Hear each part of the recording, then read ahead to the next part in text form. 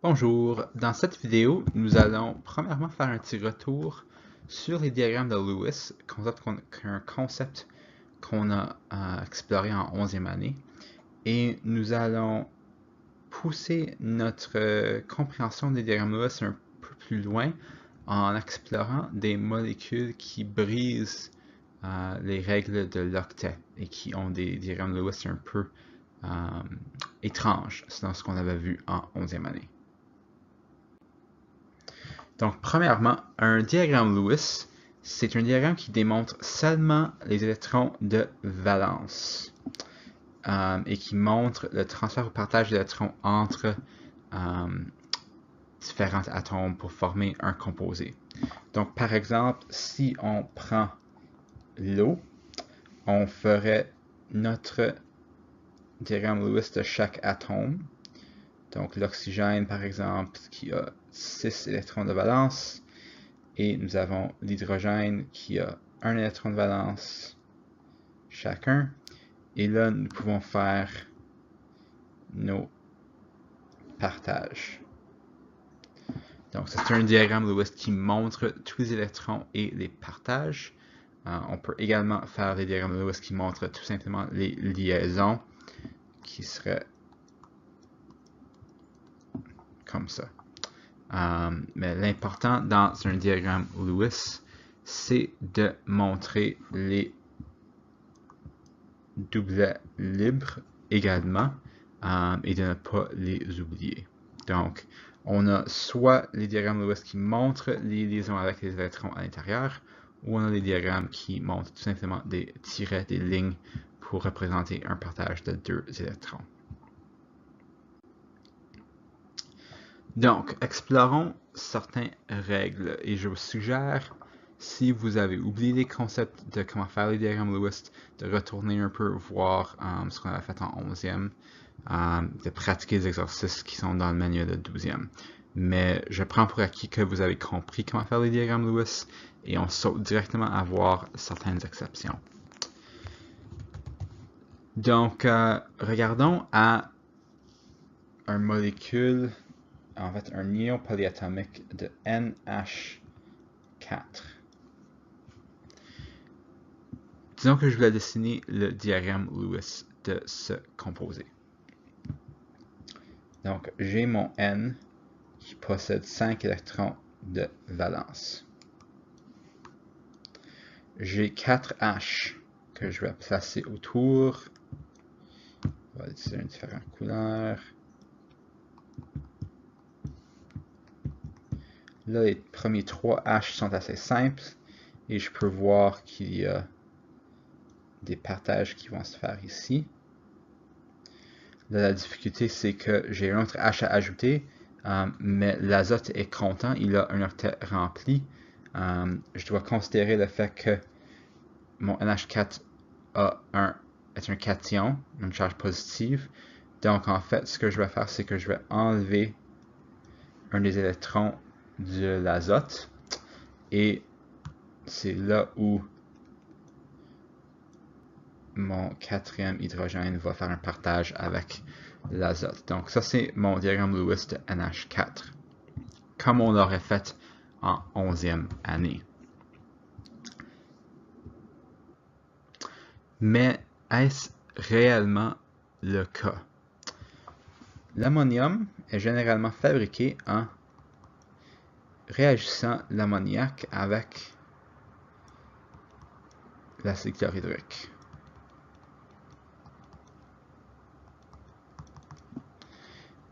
Et si on regarde à ceci, nous avons notre diagramme Lewis de... Oups.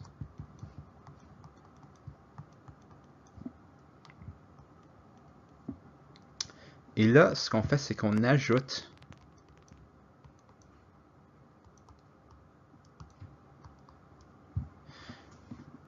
un proton. Oups. On est en train d'ajouter un proton d'hydrogène, pas un proton, excuse, un cation d'hydrogène à l'ammoniac. Le cation d'hydrogène n'a aucun électron. ici, il n'y a aucun électron. Mais il va venir se placer ici, comme on avait placé l'hydrogène ici. Mais dans notre diagramme de Lewis original, comme on l'aurait fait en 11e, cet hydrogène contribue un de ces deux électrons. Mais ce n'est pas réellement le cas. En fait, l'azote contribue tous les deux électrons et le cation d'hydrogène vient et profite de ce partage de tous les deux.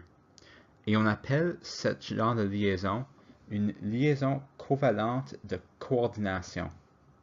C'est lorsque un atome fournit les deux électrons nécessaires pour former une liaison.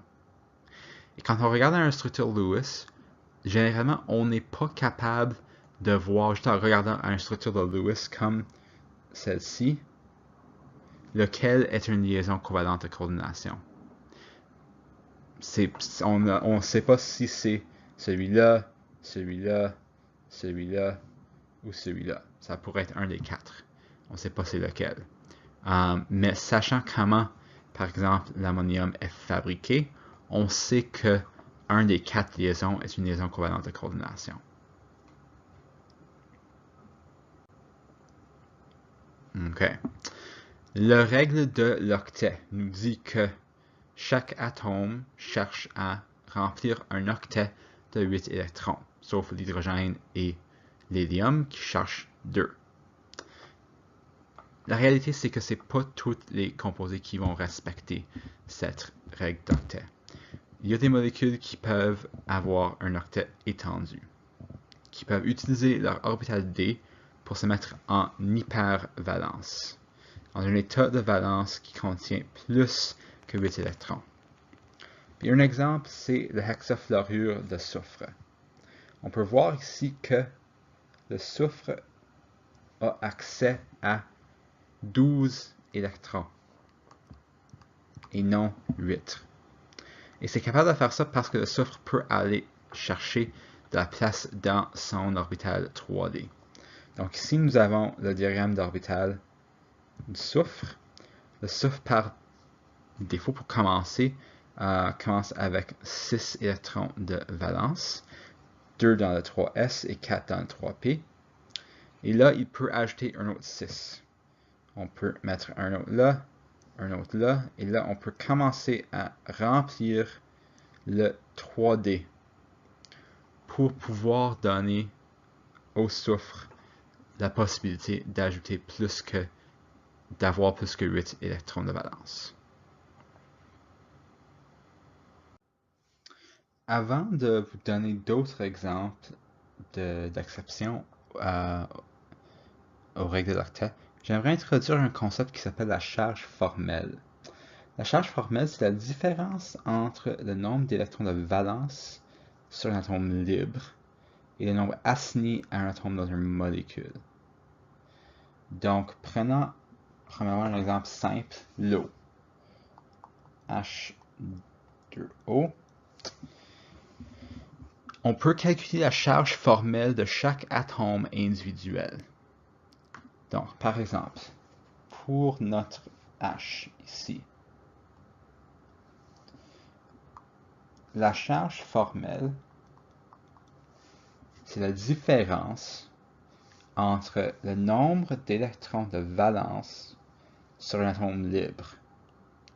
Donc H, quand il est libre, il a un électron. 1. Et le nombre assigné à un atome dans une molécule. Ici, nous prenons pour acquis que chaque molécule est assignée un des deux électrons dans une liaison covalente. Donc ici, il y a une liaison covalente. On va prendre pour acquis que hydrogène a un, oxygène a l'autre, parmi les deux électrons qui sont partagés.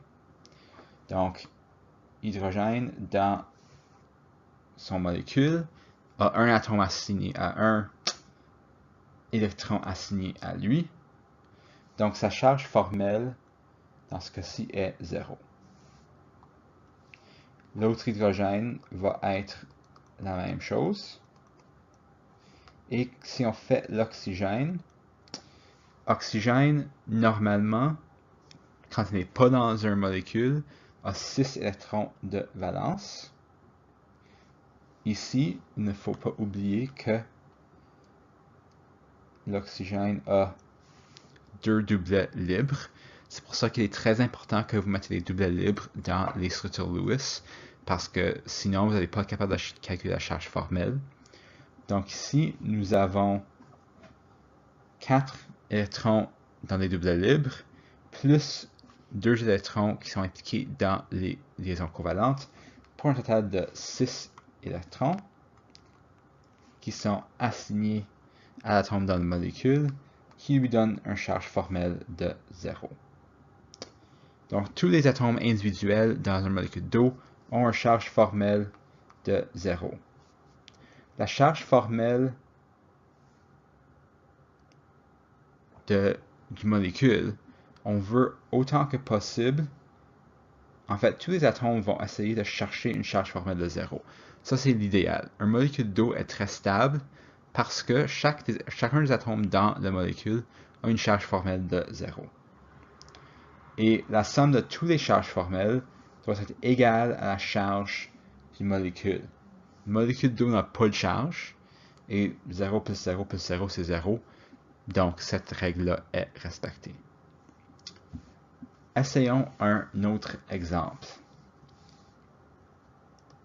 SO4, 2-. Alors, nous avons notre S qui a 6 électrons. Et là, nous avons des O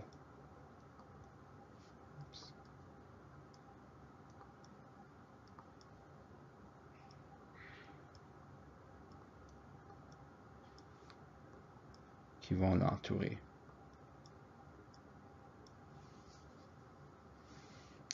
Et ces 2-. Donc, ce qu'on va être capable de faire, c'est en fait d'ajouter 2 électrons à l'intérieur de cette modèle. Donc, on va commencer à faire des liaisons. Faire une liaison là. On peut faire une liaison là. Nous pouvons faire une liaison ici et ici. Nous pouvons faire une autre liaison ici et ici.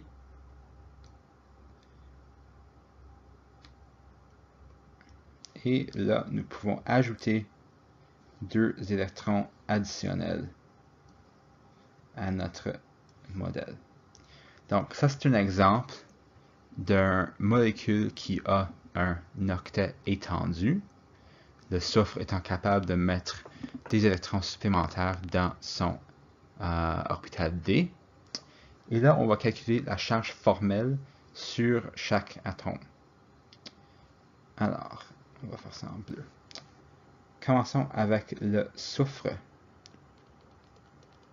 Le soufre a 6 électrons de valence quand il n'est pas dans une molécule.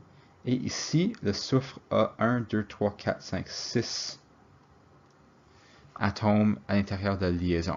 Il y a 6 liaisons au soufre, chacun qui contient 2. On prend pour acquis qu'il y a 1 de cette paire qui va à chaque atome. Donc, la charge formelle du soufre, c'est 0. La charge formelle de l'oxygène, c'est 6 moins 6 égale 0. Parce que l'oxygène ici a 4 électrons en doublet libre et 2 électrons en liaison. Pour celui-là, la charge formelle va être 6 moins. Nous avons 1, 2, 3, 4, 5, 6, 7 électrons. Donc celui-ci va avoir une charge de moins 1. Ici, la charge formelle va également être moins 1. Et ici, la charge formelle va être 0, parce qu'ils sont comme les autres. Donc on peut voir que nous avons 2 atomes qui ont une charge formelle de moins 1. Si on prend la somme de toutes les charges formelles, ça nous donne un somme de moins 2, qui est égale à la charge du molécule.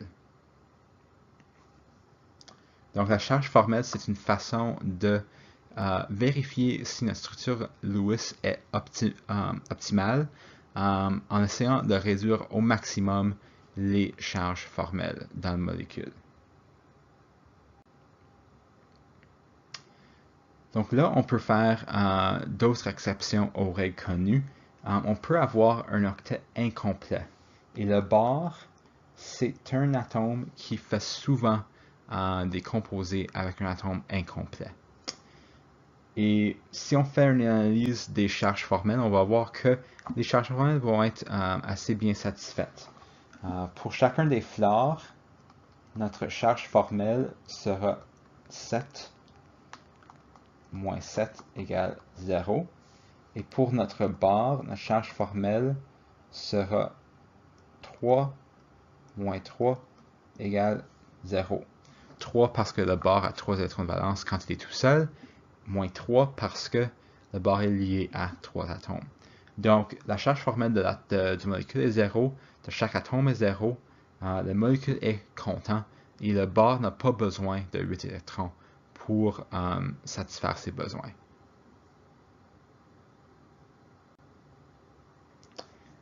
Dernièrement, on va parler d'un concept qui s'appelle les structures de résonance. Et retournons à notre molécule de SO4 2- pour démontrer ceci. Donc, ce qu'on avait dessiné comme